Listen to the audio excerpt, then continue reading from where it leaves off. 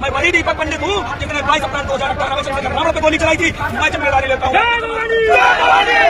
मारीच भी माया रूपी मृग बना था और उसको सीता मैया सोने का मृग समझ ली थी, तो जनता ने इनको सोने का मृग समझ लिया है। अब इनका वध सुनिश्चित है। वध सुनिश्चित है भाई साहब। वध ज्यादा नहीं हो गया भैया, पहले प्रयास कर चुके हैं। अब मुझे पहचान ही नहीं रहे होंगे। एक बार गूगल पे 22 अप्रैल 2018 दीपक पंडित वर्सेस चंद्रशेखर रावण सर्च कर लीजिए। गोली चलाई थी उस समय धड़कौली पे, धड़कौली वाला जो कांड था वो दुनिया जानता है, कोई और नहीं है। तो आपके माइक के माध्यम से बता दे रहा हूँ, प्रशासन ये जान ले 22 अप्रैल 2018 दोबारा होगा। फिर से धमकी दे रहे हैं? धमकी नहीं दे रहा हूँ, फिर से गोली चलाएंगे, फिर से चलेगी। वो आएंगे जो है अपने पैरों चल के, उनको ले जाएगा जो है वो लाश के वास्ते वाला वाहन। कि एक बार ये चेहरा गौर से देख लें, मैं वही दीपक पंडित हूँ जिसने चंद्रशेखर रावण को 22 अप्रैल 2018 में सम्मान और स्वाभिमान के लिए धड़कौली थाने के अंतर्गत कुछ किया था। वो एक बार इतिहास देख लें। 15 तारीख को बाराबंकी में कार्यक्रम है और मैं विश्वास से कहता हूँ कार्यक्रम ऐतिहासिक होगा। कुछ लोग हमारे साथियों को उस तरह से जानबूझ के उस तरह का माहौल खराब करने के लिए उकसाने का काम कर रहे हैं। मैं अपने साथियों से कहूंगा, हम लोग संवैधानिक व्यवस्था को मानने वाले लोग हैं, हमें किसी के उकसाव में नहीं आना चाहिए और किस तरह की टिप्पणी नहीं करनी चाहिए। देश में लोकतांत्रिक व्यवस्था है, संविधान से देश चल रहा है, हमें संविधान पर पूर्ण रूप से भरोसा है, तो हमें संवैधानिक दृष्टिकोण से आगे बढ़ना चाहिए। और देख, जिस आदमी को धमकी दी जाती हो, धमकी देने वाले घर में बैठे हैं और हमारे लोग परेशान हो रहे हैं बेचारे। उनकी परमिशन एक दिन पहले करते हैं, जब रैली का समय आ जाता है उनको मंच लगाने का भी सही मौका नहीं देते। ये जब से रैलियां स्टार्ट हुई, किस तरह का ये कोई सहयोग है, प्रयोग है? ये सोचा समझा प्लान है। और मैं फिर कह रहा हूं, सरकार पोषित लोग हैं ये लोग, ये संगठन सरकार पोषित है, आप जानते हो, आप इतिहास उठा के देख लो। इनसे इन बेचारों को कुछ नहीं कहना है, बेरोजगार लोग हैं, इन पर ध्यान नहीं देना, अपने काम पे ध्यान देना है। क्रांतिकारी नमो बुधाय, जय भीम, जय भारत, जय संविधान। मैं रमन जरन और आप देख रहे हैं अध्यात्म पावर। साथियों, Bhim army chief Azad Samaj party के राष्ट्रीय अध्यक्ष वोरंगीना सांसद चंद्रशेखर आजाद की एक ऐतिहासिक महारैली जो बाराबंकी में होने वाली है। बता दें साथियों कि हर रैलियों का रिकॉर्ड तोड़ने वाली ये रैली, जिसमें उम्मीद लगाई जा रही है कि 20 से लेकर 30 लाख लोग पहुंच सकते हैं। लेकिन उससे पहले आपको बता दें साथियों कि कड़ी सेना के जितने भी लोग हैं कहीं ना कहीं तमतमाए हुए हैं। अभिनव सिंह जो लगातार चंद्रशेखर आजाद को मारने की धमकी दे रहा था, उसके साथ साथ आशीष तिवारी नामक एक ब्राह्मण ने भी धमकी दिया। लेकिन साथियों, अब आपको बता दें कि जिसने भीम आर्मी चीफ चंद्रशेखर आजाद पर गोली चलाई थी, मैं बता दूं, दीपक दीक्षित यानी दीपक पंडित, जो देखने में तो मच्छर सा लग रहा है। और आपको बता दें कि खुले कैमरे पर यह धमकी भी दे रहा है कि जिस तरह से मैंने धड़कौली में गोली मारी थी, एक बार फिर से मैं बाराबंकी में चंद्रशेखर आजाद को गोली मारूंगा। सोचिए साथियों कि किस प्रकार की शासन व्यवस्था है, कैसी ये भाजपा सरकार है, कैसे ये मनुवादी सरकार है। लगातार चंद्रशेखर आजाद को धमकी मिल रही है और जिसने गोली चलाई थी एक बार फिर से गोली चलाने की बात कर रहा है, लेकिन फिर भी ये लोग सुरक्षित हैं। एक बार चंद्रशेखर आजाद लाइव आए थे और लाइव आकर उन्होंने कहा था कि ये कहीं ना कहीं सरकार द्वारा पोषित लोग हैं, ये बेरोजगार लोग हैं, इनको सरकार द्वारा संरक्षण मिल रहा है, इसीलिए ये लगातार इस तरह से धमकी दे रहे हैं, इसके बावजूद ये सुरक्षित है। बता दें साथियों कि कड़ी सेना के तमाम जितने भी लोग हैं इसी तरह से गुंडागर्दी पर उतर आए हैं और ये जो दावा कर रहे हैं कि चंद्रशेखर आजाद को मार देंगे, चंद्रशेखर आजाद को मारना आसान नहीं है, क्योंकि चंद्रशेखर आजाद के करोड़ों दीवाने हैं और बाराबंकी में ये लोग आसपास भी नहीं दिखेंगे। ये हमारी तरफ से आप लिख कर ले लीजिएगा। भले ही ये बोल रहे हैं कि जाएंगे वहाँ पर और वहाँ पर चंद्रशेखर आजाद को मारेंगे। अभिनव सिंह का आपने पिछला वीडियो देखा, कैसे बोल रहा है कि वहाँ पर हम भगवा कलर में जाएंगे तो वहाँ पर जितने भी भीम आर्मी आजाद समाज पार्टी के लोग हैं वो पहचान लेंगे। तो इसने कहा कि आप लोग जाइएगा, नीले झंडे और नीले गमछे में जाइएगा, उन्हीं के भेष में जाइएगा। तो साथियों, यहाँ पर देखिए किस तरह से षड्यंत्र रची जा रही है।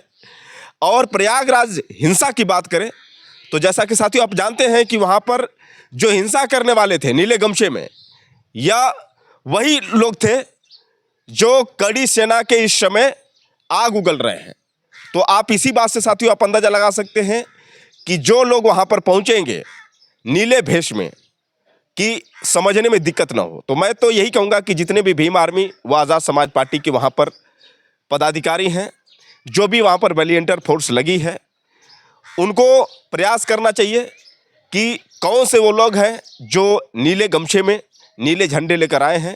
क्योंकि भाई पुलिस प्रशासन की मैं बात करूं तो पुलिस प्रशासन इतनी लापरवाह है, क्योंकि मैं कई रैलियों में गया हूं और मैंने अपनी आंखों से देखा है कि जहां पर चंद्रशेखर आजाद की रैली होती है उस रैली से दूर हटकर पुलिस प्रशासन के लोग बैठे रहते हैं। तो वहां पर तो जाते हैं सिर्फ फॉर्मेलिटी पूरा करने के लिए, बाकी जो जिम्मेदारी है वॉलंटियर फोर्स निभाती है। तो फिर साथियों मैं आपको यही बता दूं कि जो चंद्रशेखर आज़ाद को लगातार धमकी देने वाले लोग हैं वो लगातार प्रयास कर रहे हैं कि चंद्रशेखर आज़ाद को मारा जाए। मैं आपको बता दूं साथियों कि दीपक पंडित, जिसके कई वीडियो ऐसे हैं जिस वीडियो में आप देखेंगे कि चंद्रशेखर आज़ाद को वो जान से मारने तक की धमकी दे रहा है और ये कबूल रहा है कि हमने ही गोली चलाई थी। पहले आप इसकी ये पूरी बात सुनिए जो कई जगह पर ये कैमरे के सामने बोला है। इसकी बात सुनिए, उसके बाद हम सीधे आपसे बात कर रहे हैं। मारीच भी माया रूपी मृग बना था और उसको सीता मैया सोने का मृग समझ ली थी, तो जनता ने इनको सोने का मृग समझ लिया है। अब इनका वध सुनिश्चित है। वध सुनिश्चित है? वध सुनिश्चित है भाई साहब। वध ज्यादा नहीं हो गया? भैया पहले प्रयास कर चुके हैं, अब मुझे पहचान ही नहीं रहे होंगे।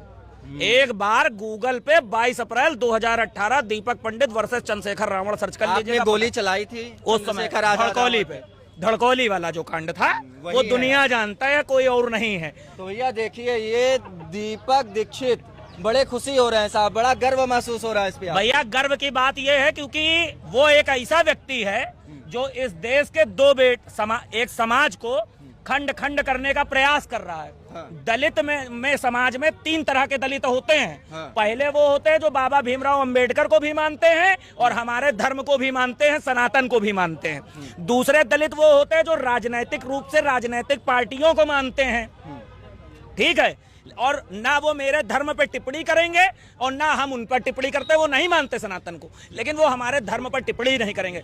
तीसरे जो नीले पंछी पैदा हुए हैं, नीले कबूतर, 12 बंकी आने तो आपके कबूतर उड़ेंगे। आपके माइक के माध्यम से बता दे रहा हूं, प्रशासन ये जान ले 22 अप्रैल 2018 दोबारा होगा। फिर से धमकी दे रहे हैं आप? धमकी नहीं दे रहा हूं, फिर से गोली चलाएंगे? फिर से चलेगी।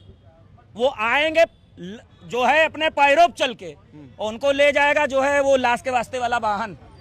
अरे यार क्या मतलब, कैसी FIR हो जाएगा? कोई दिक्कत नहीं, बड़े आराम से FIR हो। अगर चंद्रशेखर रावण जैसे लोगों को मार के जेल जाना पड़े तो स्वीकार है। चंद्रशेखर रावण जैसे लोगों को मारने की बात कर रहे हैं, उनके जैसे लोगों को मार के जेल जाना पड़े तो बड़े गर्व की बात है। बात मान सम्मान और स्वाभिमान की है। मैं अभद्रता नहीं कर रहा हूँ, लेकिन जिम्मेदारी लेनी पड़ेगी हमें, क्योंकि जब तक उनको माफी का समय दिया गया था तब तक उन्होंने माफी नहीं मांगी। शायद लोग पहचान नहीं पा रहे होंगे, मैं वही दीपक पंडित हूँ जिसने 22 अप्रैल 2018 में चंद्रशेखर रावण पे गोली चलाई थी। मैं जिम्मेदारी लेता हूँ। देखिए, मेरा नाम दीपक दीक्षित है, मैं स्टेट प्रेसिडेंट हूँ प्रेजेंट टाइम में उत्तर प्रदेश में कृष्ण जन्मभूमि मुक्ति दल का। जो प्रेजेंट टाइम में जमीन से लेकर कोर्ट तक भगवान कृष्ण के जन्मभूमि के लिए मुकदमा लड़ रही है। तो ये तो हमारा परिचय हो गया कि एक बार ये चेहरा गौर से देख लें, मैं वही दीपक पंडित हूँ जिसने चंद्रशेखर रावण पर 22 अप्रैल 2018 में सम्मान और स्वाभिमान के लिए धड़कौली थाने के अंतर्गत कुछ किया था। वो एक बार इतिहास देख लें, उसके बाद तो विनोद मौर्य अभी बहुत बच्चे वाली चीज़ें हैं हमारे सामने। और स्वामी प्रसाद मौर्य के हाथ के दम पर अगर वो उछल रहे हैं तो उनको ये जान लेना चाहिए कि हमारे कुल में परशुराम जी ही नहीं पैदा हुए, हमारे कुल में दादा रावण भी पैदा हुए हैं। सम्मान और स्वाभिमान के लिए हमने भगवान की गद्दी को ललकार दिया, तो विनोद मौर्य तुम्हारी औकात क्या है? अभी आपने जो बताया रावण के खिलाफ आपने कुछ प्रदर्शन किया था, क्या कुछ किया था, और आपने भी कहा कि रावण हमारे यहाँ पैदा भी, रावण के वंशज हैं हम लोग, तो एक रावण वो एक रावण ये नहीं। दरअसल हो सकता है कि भाई माफ़ करिएगा, अभद्रता नहीं, सोशल मीडिया पे बोल देना एक अलग की बात है, लेकिन न्यूज़ चैनल पे आपके दर्शक देख रहे हैं, कहना नहीं चाहिए। उस व्यक्ति के नाम के शुरुआत में भी वही नाम है जो ब्राह्मणों के कुल में पैदा हुआ और अंत में भी वही नाम है जो ब्राह्मण के कुल में है। तो हो सकता है कि पूर्वजों ने बहुत कुछ किया है, पूर्वजों की अय्यासी बहुत हुई है, हो सकता है ऐसा कुछ रहा हो, तो कहा नहीं जा सकता। अब उनसे पूछने वाला है कि रावण डायरेक्ट घर गया था या माता जी रावण के घर गई थी।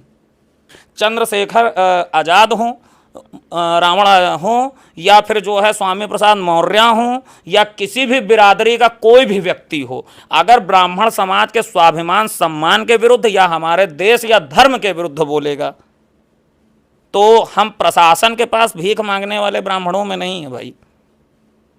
हम प्रशासन के सामने भीख मांगने वाले ब्राह्मणों में नहीं है। मैं बाला साहब ठाकरे को आदर्श मानता हूँ। उन्होंने एक लाइन बोली थी, I am a mad mad mad Hindu. तो मैं भी बोलता हूँ, I am the mad mad mad Hindu ब्राह्मण। हम तन मन धन और आवश्यकता पड़ गई तो गन से भी सामना करेंगे, कोर्ट परिसर से लेकर थाने तक, चाहे जहाँ। कि आपके चंद्रशेखर रावण के आप किसी बराबर नहीं है। चंद्रशेखर रावण कहाँ है और आप कहाँ कैसे मिल पाएंगे, उससे कैसे सामना होगा आपका? वो सांसद है और आप एक नॉर्मल। आज आज आज आज वो सांसद हुए हैं। किसी ज़माने में वो भी जो है धड़कौली में बोर्ड के पास खड़े होते थे और 4 लौंडों के साथ में मोटरसाइकिल वगैरह करते थे किसी ज़माने में। आज वो अगर सांसद हैं तो ऐसा तो है नहीं कि वो माँ के पेट से सांसद होके आए थे। आज सांसद है ना, किसी ज़माने में सामना हुआ है तो ईश्वर ने चाहा तो दोबारा सामना होगा। तो दोस्तों, आपने सुना किस तरह से दीपक पंडित ने यह बताया कि मैं चंद्रशेखर आजाद को मारूंगा, और सीधे तौर पर यह कह रहा है कि चंद्रशेखर जो नाम है, नाम के आगे जो है चंद्रशेखर और पीछे जो है रावण, तो ये ब्राह्मणों का नाम है। और यहां तक कि ये अमर्यादित शब्दों का भी इस्तेमाल कर रहा है कि कहीं ना कहीं चंद्रशेखर जो है ब्राह्मणों के खून से इनका संबंध बता रहा है। तो इसी बात से साथियों आप अंदाजा लगा सकते हैं। इसकी शक्ल देखिए, इसकी शक्ल देखने के बाद आपको लगता है कि ये ब्राह्मण है। पहले तो ये खुद ब्राह्मण की खून का नहीं है, लेकिन दूसरों पर किस तरह से आरोप लगा रहा है, इसी बात से साथियों आप अंदाजा लगा सकते हैं। वैसे साथियों आपको बता दें कि चंद्रशेखर आजाद की जो ये ऐतिहासिक महारैली बाराबंकी में होने वाली है, हर एक रैलियों का रिकॉर्ड तोड़ने वाली है। और बताया जा रहा है कि चंद्रशेखर आजाद आने वाले 2027 में उत्तर प्रदेश के मुख्यमंत्री होंगे।